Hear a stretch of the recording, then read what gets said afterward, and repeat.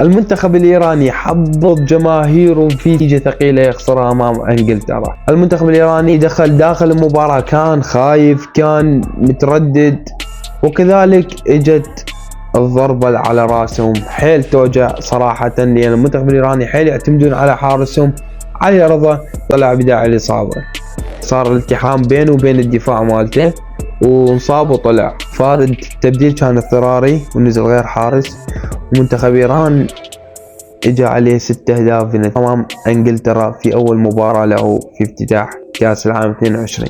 اكتبوا لي رايكم بالتعليقات انه هل فعلا علي رضا كان له تأثير بعد هذا التبديل، بعد اصابته اثر على المنتخب الايراني، انه اثر عليه معنويا وليس فنيا. انما الحارس الكرات اللي اجته ما تطلع امانة، يعني الكرات مو اي حارس يطلعها. فلذلك فنيا كان المنتخب الايراني